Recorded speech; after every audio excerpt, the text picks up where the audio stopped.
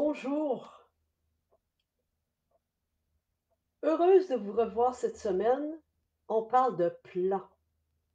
Un plan, c'est rassurant, n'est-ce pas?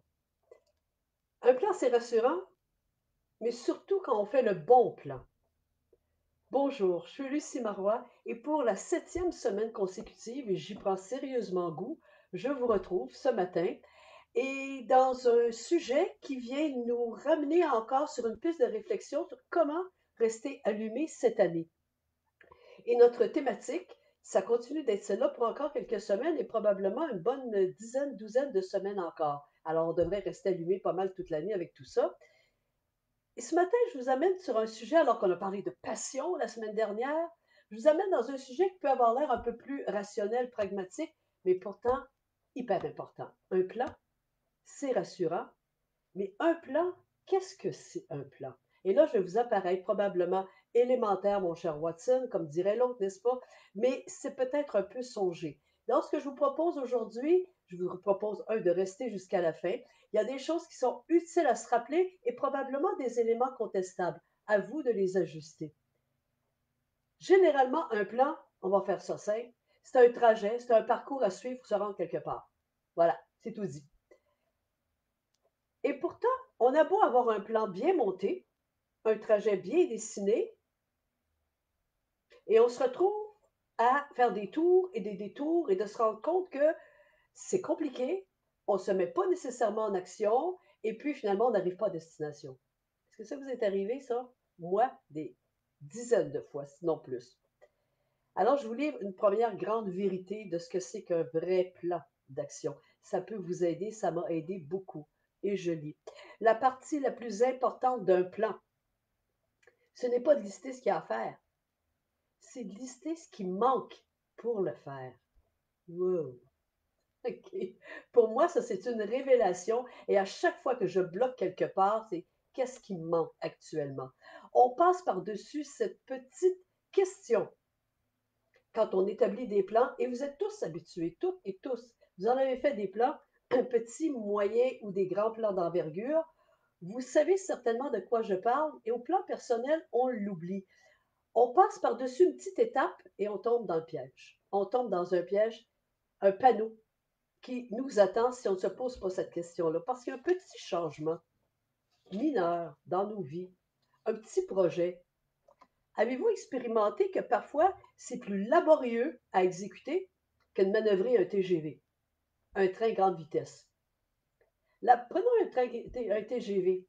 La base de ça, et là je lis un petit peu parce que je ne suis pas du tout ingénieur, mais je me suis vite renseignée, c'est une mécanique. Une mécanique est impressionnante. C'est des rails de très haute technologie. C'est des moteurs hyper puissants. C'est un design particulier pour un but. Aller très vite et respecter la sécurité des passagers. Ça, c'est le but. Le résultat, s'il est là, TGV existe, c'est sécuritaire, c'est très rapide, c'est que la mécanique y est.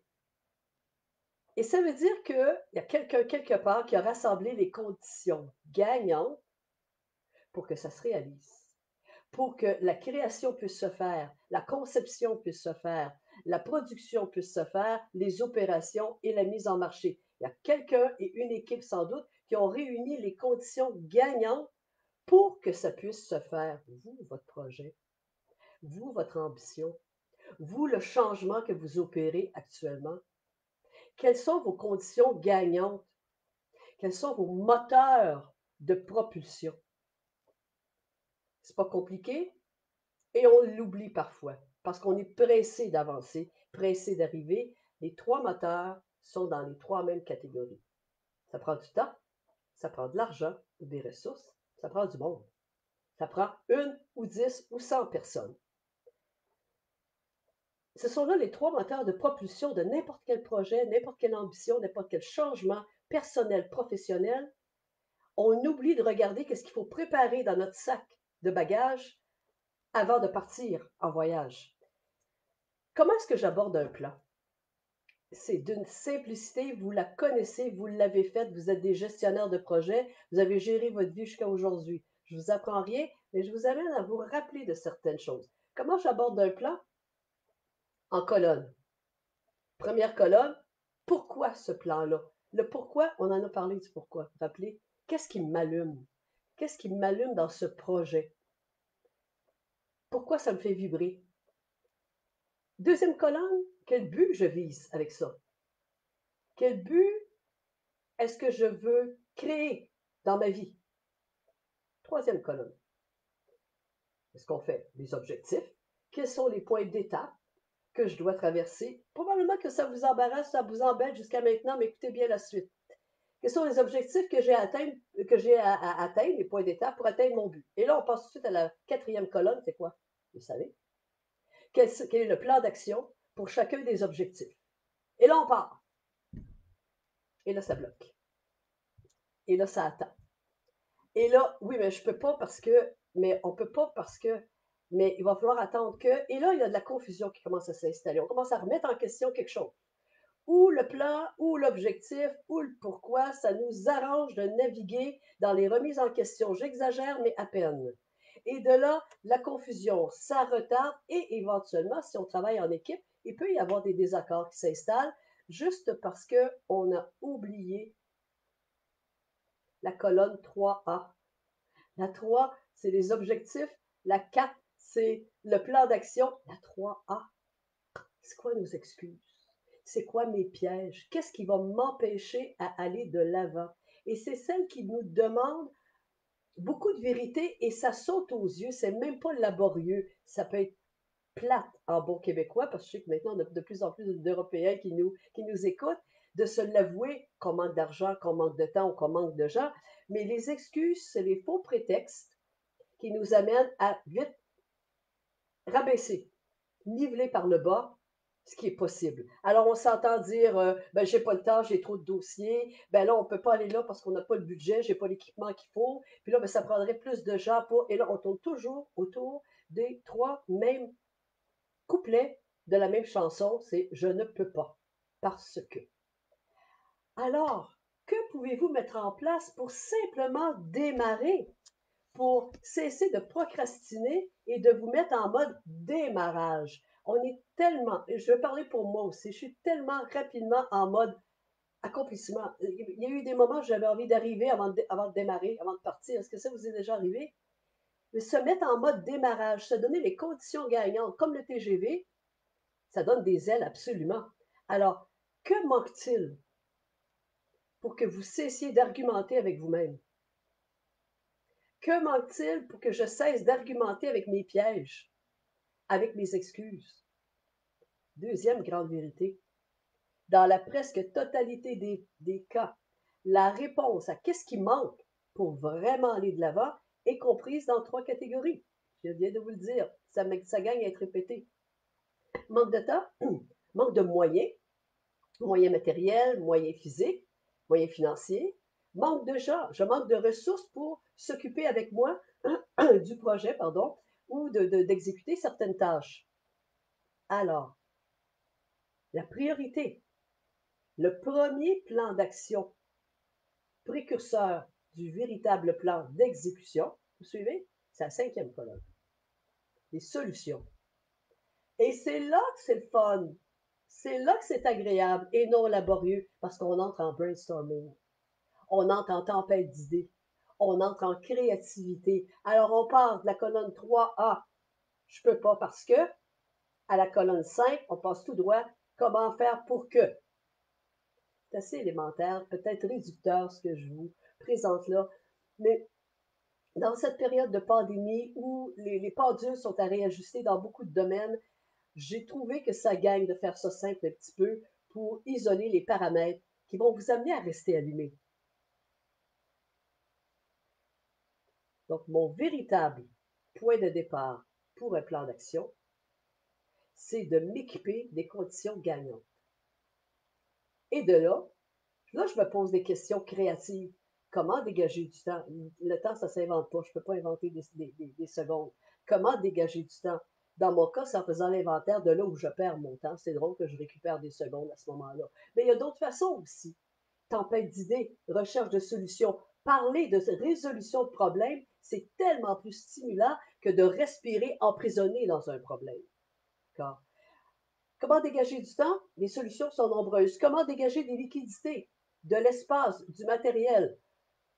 En faisant des échanges de services, en coupant dans d'autres dépenses, en sollicitant des subventions, des prêts. Il y a des démarches.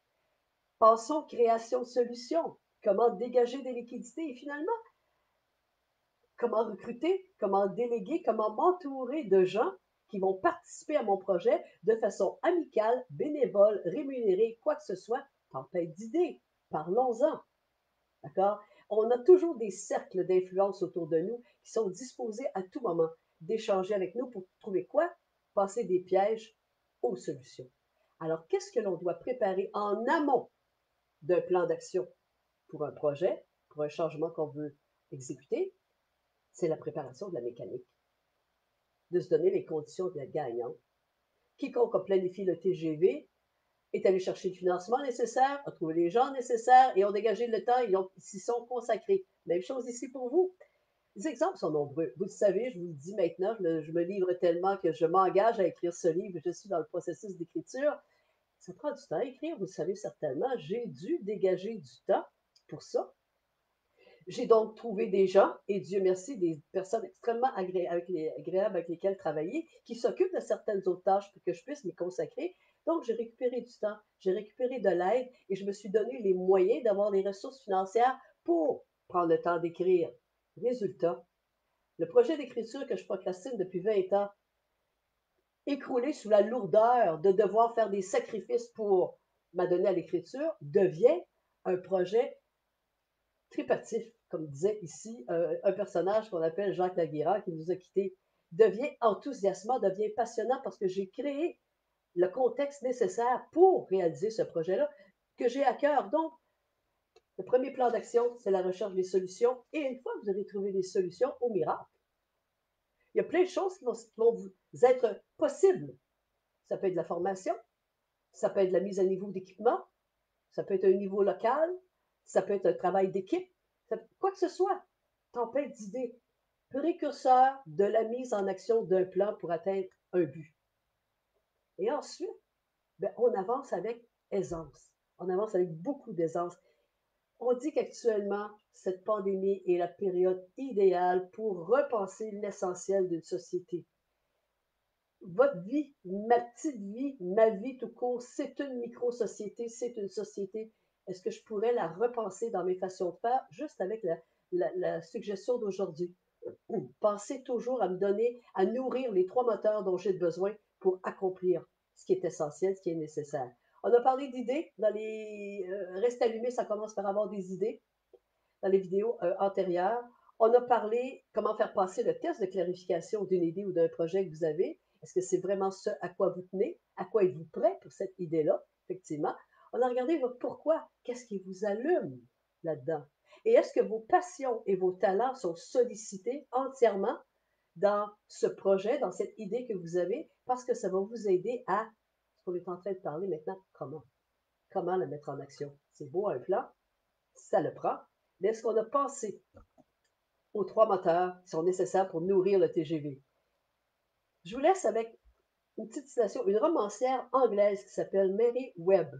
Conseil: enfourchez vos rêves avant de les chevaucher.